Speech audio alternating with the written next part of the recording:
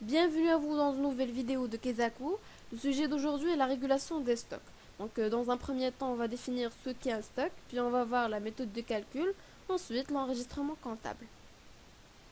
Selon le Code général de normalisation, les stocks sont définis comme étant un ensemble de biens et services qui interviennent dans le cycle d'exploitation de l'entreprise pour être soit vendus en l'état, tels que les marchandises, ou au terme d'un processus de production à venir ou en cours, tels que les produits finis et en cours, soit pour être consommés en général au premier usage, tels que les matières et fournitures. Là, il faut faire une distinction entre les stocks et les immobilisations.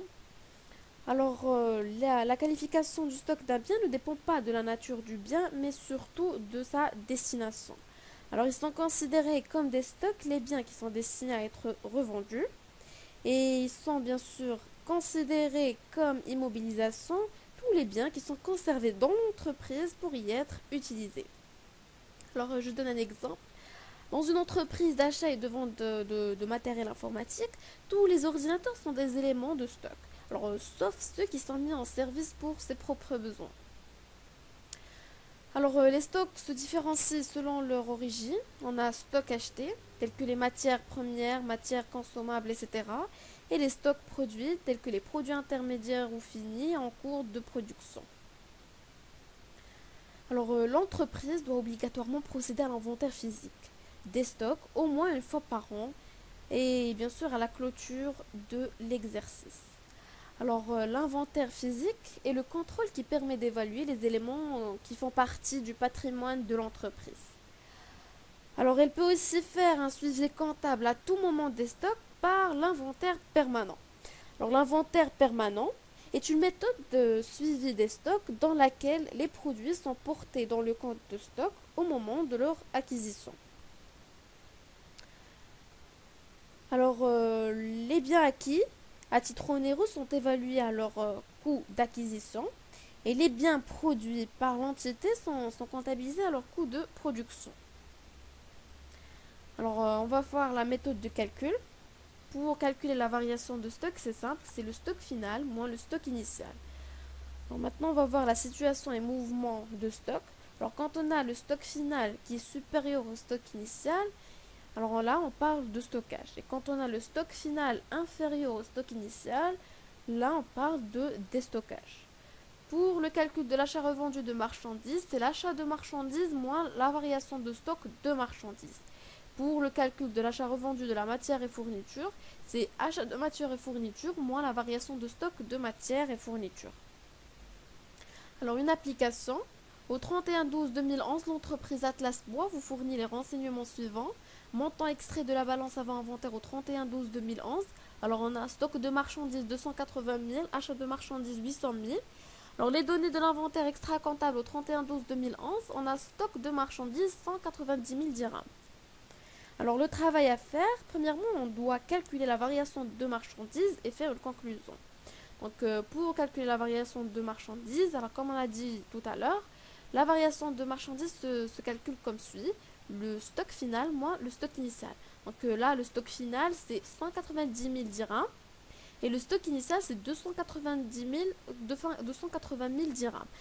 Qui nous donne un résultat négatif de 90 000 dirhams. Là, on remarque qu'on a un déstockage. Le deuxième travail à faire, c'est de calculer le montant des achats revendus de marchandises. Pour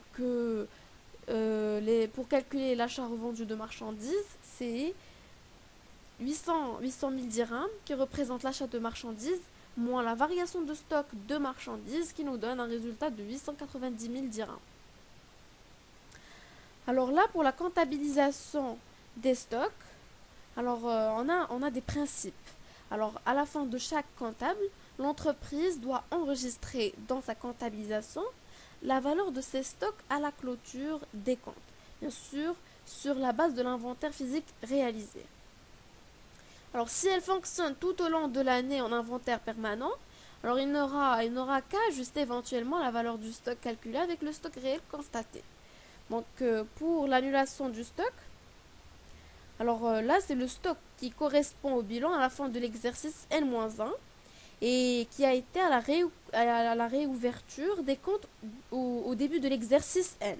bien sûr, qui n'a pas été mouvementé durant toute l'année et tout l'exercice comptable en inventaire permanent. Donc, ce stock initial doit être annulé par l'écriture suivante. Alors, on débite la variation de stock. Alors, pour les comptes, c'est 6114 ou 6124, alors selon l'exercice. Ceci concernant les stocks achetés. Et ensuite, pour les stocks produits, c'est 717X. Alors, selon l'exercice, et vous allez chercher dans le plan comptable. Puis, on va créditer stock 2. Ça dépend, est-ce que marchandises ou produits finis, ça dépend de l'exercice aussi. Alors, pour la constatation du stock final, alors c'est le stock qui correspond à l'inventaire à la fin de l'exercice N et qui sera donc porté au bilan correspondant. Donc, ce stock final doit être constaté par l'écriture suivante. Alors, on va débiter stock de marchandises ou de matières ou je sais pas, ça dépend de l'exercice. Et on va créditer la variation de stock. Alors, comme on a dit tout à l'heure, pour les stocks achetés, alors voilà les comptes concernant, et pour les stocks produits, voilà les comptes qui concernent. Donc, un exercice. Alors, les informations relatives au stock de l'entreprise Maroc Nouveau sont les suivants. Donc, on a matière, alors le 1-1-2011. Pour les matières premières, on a 1 200 000. L'emballage, 240 000. Les premières matières produits finis, 2 300 000. Marchandises, 750 000. Alors, au 31-12-11, on a 920 000 dirhams pour les matières premières. Alors, pour l'emballage, on a 265 000 dirhams. Pour les produits finis, on a 1 950 000 dirhams. Et pour la marchandise, on a 820 000 dirhams. Pour les écritures, donc, on va débiter la variation de stock de marchandises, variation de stock de produits finis, variation de stock de matières premières et variation de stock d'emballage.